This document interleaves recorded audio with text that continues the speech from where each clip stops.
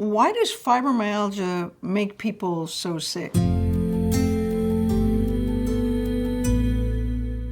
Now, the other video we talked about how you get fibromyalgia, but have you ever noticed, if you're a fibromyalgia patient or you're a clinician that sees fibromyalgia patients, have you ever noticed they all look the same when they come in looking like this?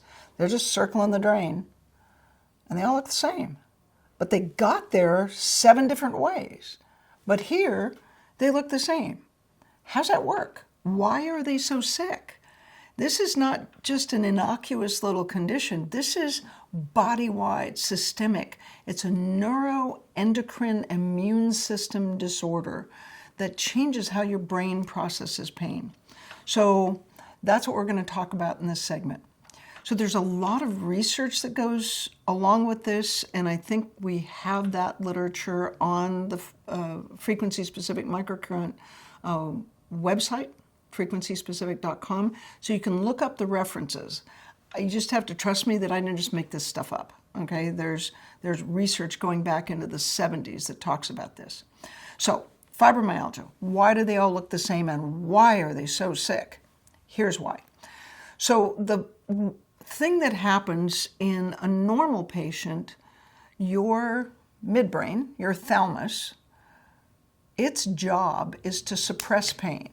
So you whack your shin on the coffee table and your pain shoots up, ow, and you rub your leg, and in a couple of minutes the pain dies back down and you're fine. It's just gone.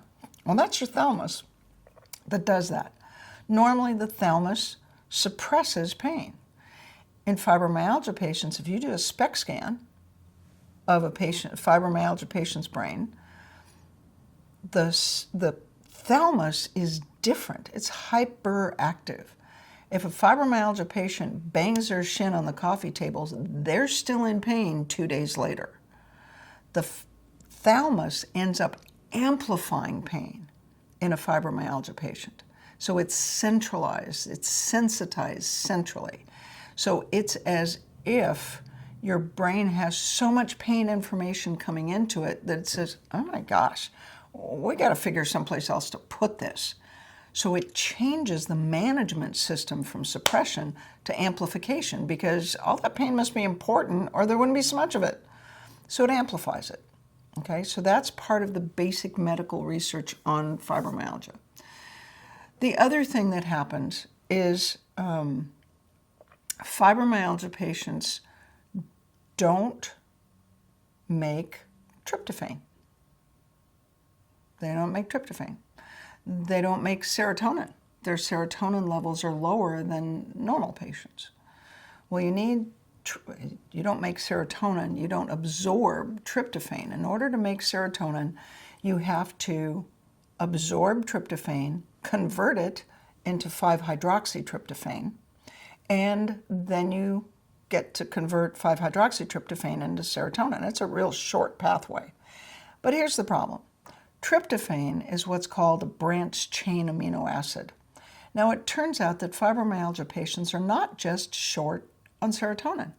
They are short on all of the branched-chain amino acids. Tryptophan, tyrosine, leucine, isoleucine. They're short on all of them. Okay. Well, that would explain why they're low on serotonin. Leucine and isoleucine are what you use to make the thyroid hormone receptor. So that's interesting. Fibromyalgia patients all act like they're hypothyroid. And there's one theory about fibromyalgia that says that the thyroid hormone receptor is just made wrong. Well, if you don't absorb branched-chain amino acids, and we know that fibromyalgia patients don't absorb branched-chain amino acids. They don't have the same level of branched-chain amino acids as a normal patient.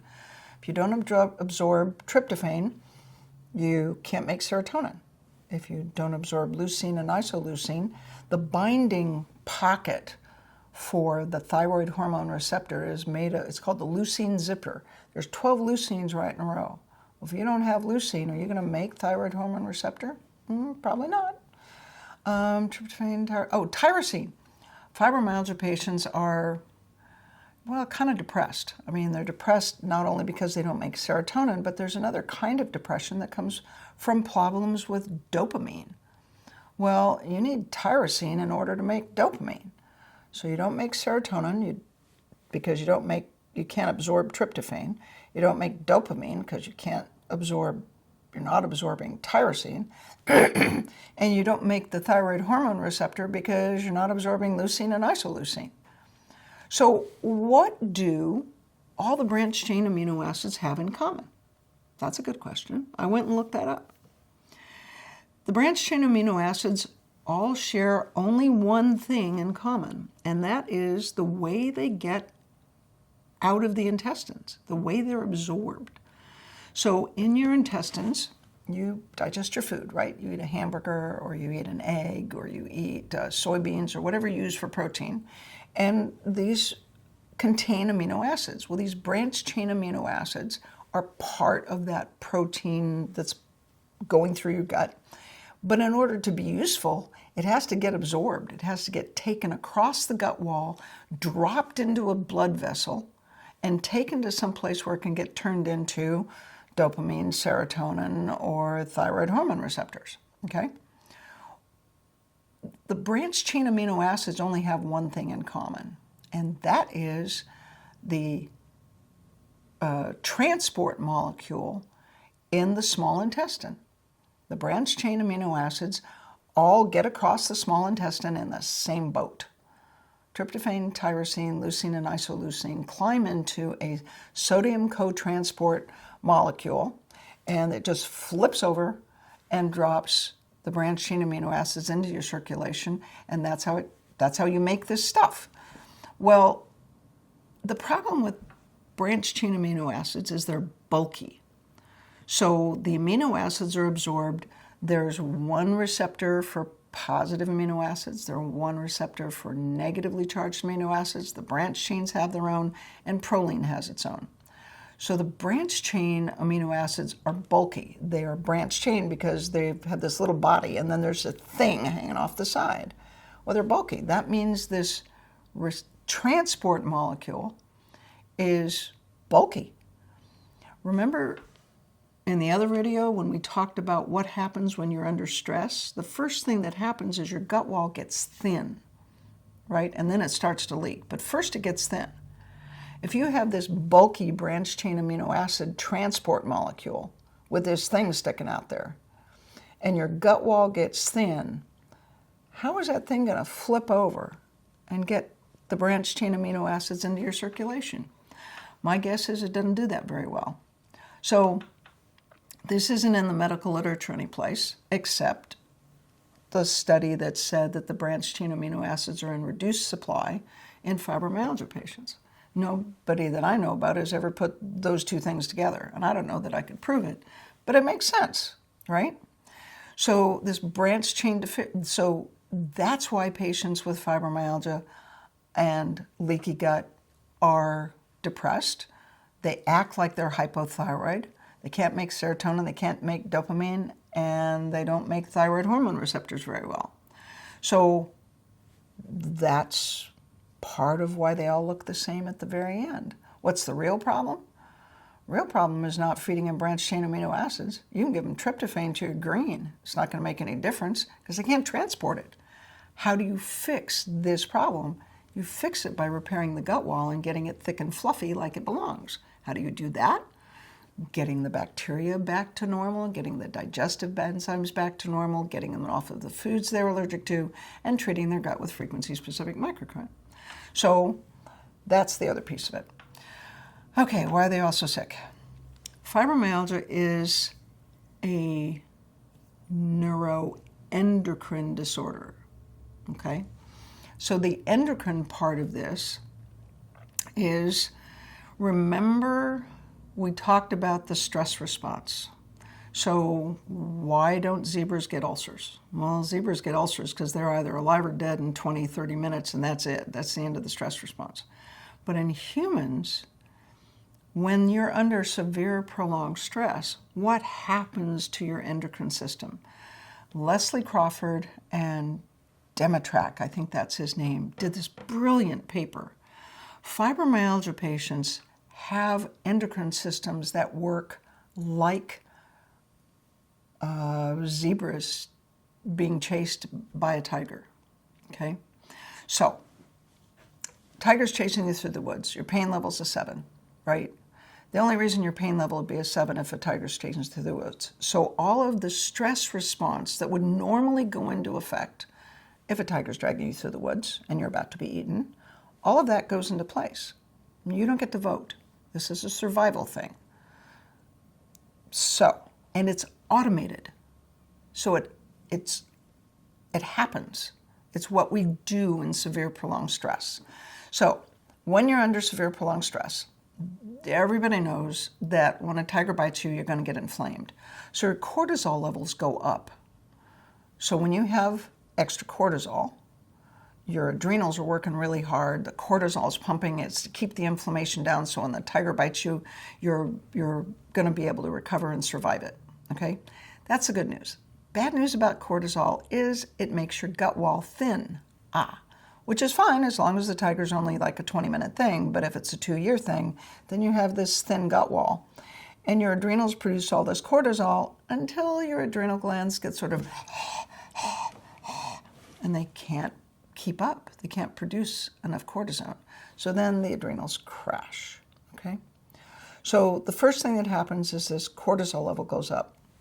Now, in the brain, when the cortisol has been up and you're under stress for a while, 24, 48 hours, maybe a week, there's this hormone that goes up in your brain called CRH, corticotrophin releasing hormone, or CRF, corticotrophin releasing factor. Same thing, CRF, CRH. When CRF goes up in your brain, that is the key to a lot of the other things that go on with fibromyalgia that make everybody that's circling the drain look the same. Here's why. When corticotrophin releasing factor goes up, it suppresses centrally in your brain. It never gets to your ovaries. That is not up for discussion. This is in your brain. CRF goes up and it sits on follicle stimulating hormone and luteinizing hormone. Now, these are big words.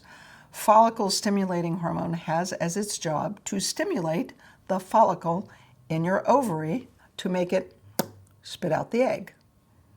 Well, think about it from a survival standpoint. If you're under severe prolonged stress, why on earth would you want to be pregnant? Hello?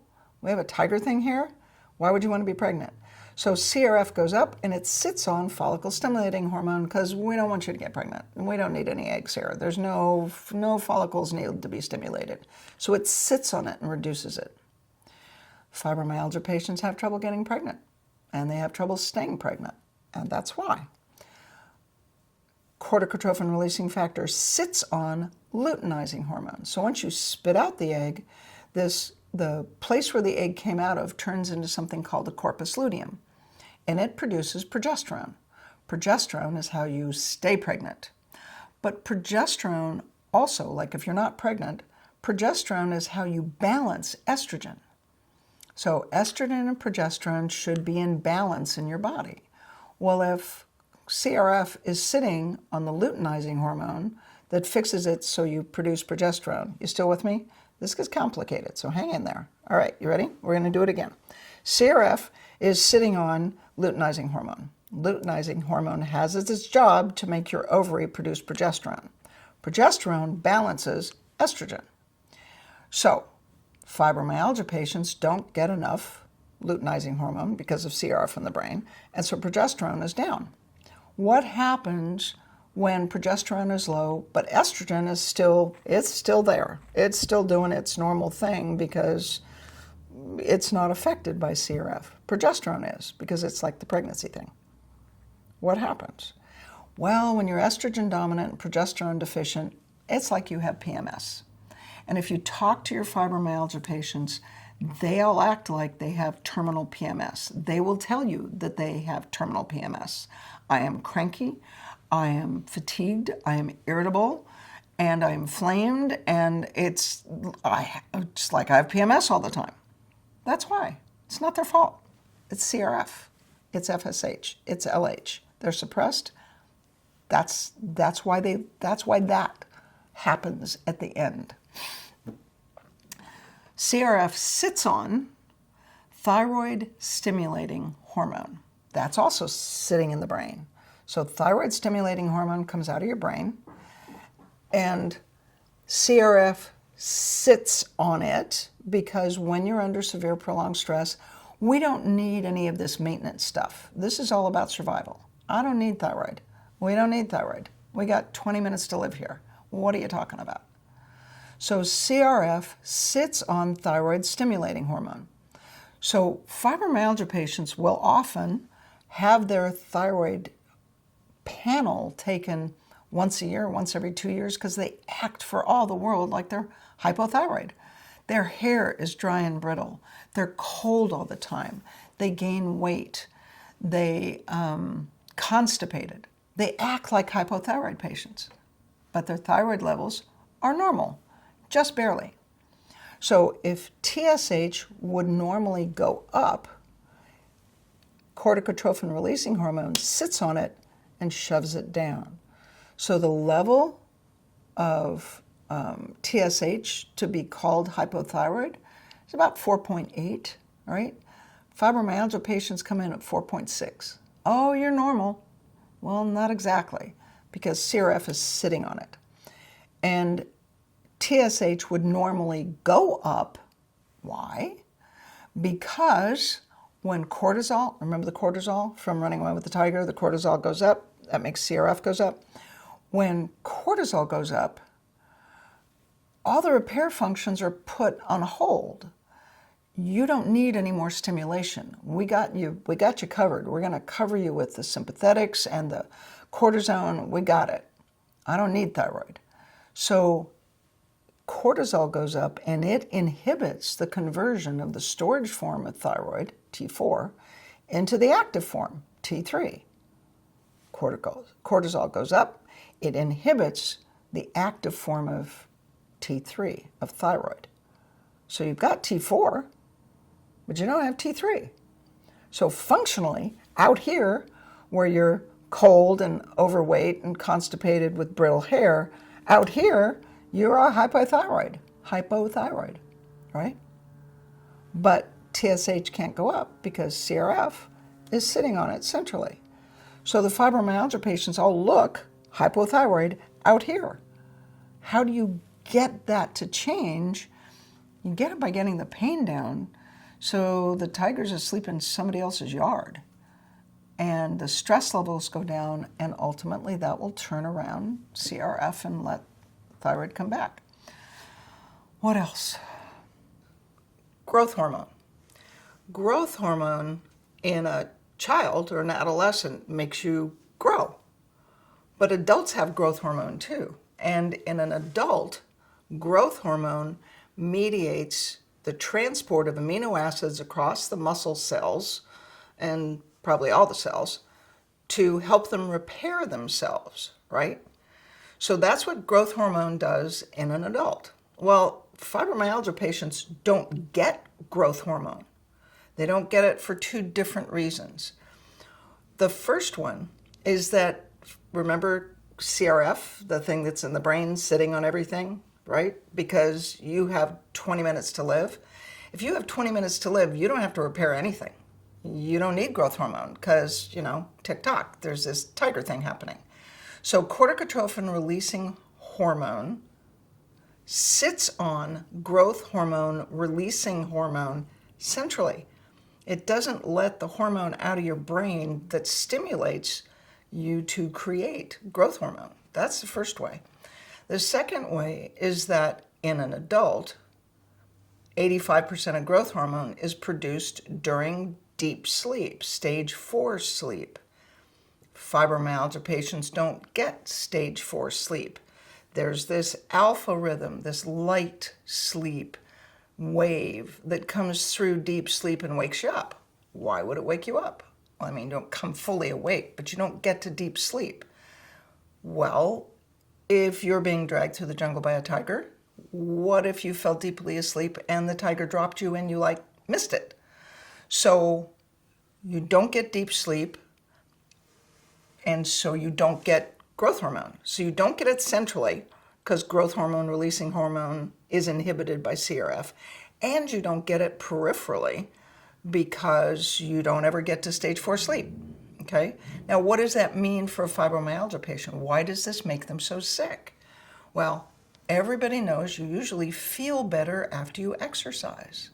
Fibromyalgia patients will tell you, when you tell them you should exercise, they will tell you straight up, look you straight in the eye and say, if I do what you just told me to do, I will be in bed in pain for 2 weeks. And they're absolutely correct. You don't get growth hormone, you don't get muscle repair. You don't get muscle repair, you don't tolerate exercise. So that's the other reason that fibromyalgia is so difficult, is you don't have growth hormone. Okay, so the immune system. Have you ever noticed that fibromyalgia patients don't get sick? They don't get the flu. They don't get colds. They don't get sick. Why is that? It's because the stress response changes immune system activity. The vagus nerve normally suppresses immune activity. In stress, the vagus is turned off, the immune system stays on. Everybody knows that tiger spit has lots of germs in it. It's like, ew. So do I want you to get an infection from the tiger spit? No. So immune system function stays up, so you don't get a cold, you don't get the flu.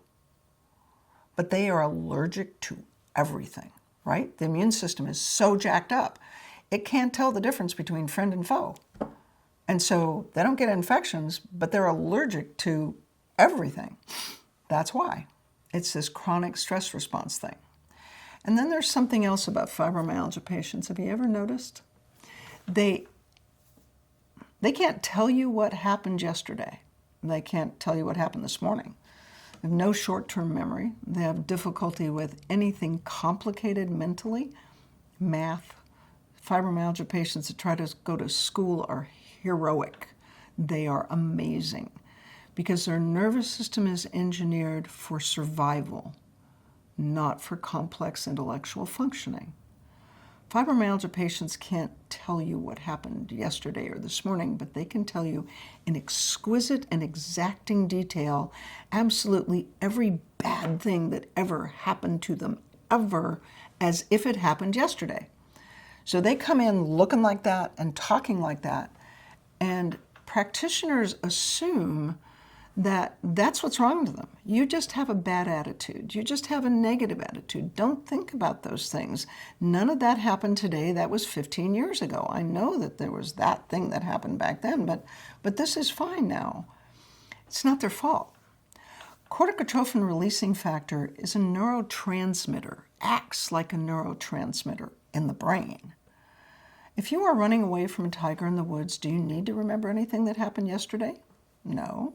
Do you need to do any higher complex cognitive functioning? No. What's the only thing you need to remember? The only thing you need to remember is how you got away from the tiger the last time. And that's why they're all like that. They don't have any short-term memory, but they can tell you every bad thing that they ever survived because the only thing CRF wants them to do is remember how they got away from the tiger the last time. And so they do that. Just don't worry about it. They're not depressed. They're not crazy. But that's what tells you that CRF is elevated. As they recover, that shifts. Their memory improves. Their obsession with every negative, nasty thing that ever happened to them, that just goes away. It just fades. It's magic watching it. So I don't think I forgot anything. Digestion, immune system, they all get IBS, and that's because the gut wall thins, the immune system gets activated. They get the macrophage exploding and the histamine and the food sensitivities, and something like 87% of fibromyalgia patients have irritable bowel. Why is that? Gut wall gets thin, you decrease the pancreatic enzymes, so you're not digesting your food. You keep the bicarbonate the same. You decrease the stomach acid. That changes the kind of bacteria you have in your gut. The bacteria help you digest your food and help you repair your gut. Well, those bacteria aren't there so much. So the digestion gets cattywampus. And that's why these folks all have digestive difficulties and food sensitivities.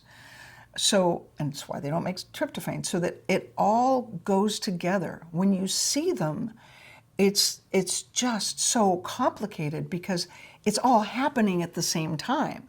They have a negative attitude, and they're depressed, and they're cold, and they're constipated, and they have IBS, and they have PMS, and they can't get pregnant, and they have terrible menstrual cramps, right? All of when they're circling the drain, they all look the same. But when you sort it into how it is that they got there, it's not overwhelming at all. It makes perfect sense. And when we treat, if you treat how they got there, when they're circling the drain, they all look the same. They've got all of these things going on all at one time, most people. But they got there 7 different ways. They got there by auto accidents, they got there by stress, they got there by organic chemical exposure, they got there by sleep apnea, they got there by vitamin D deficiency, mold infection, vaccinations, and genetic issues. They get there a different way. But that's why they look the same when they get here.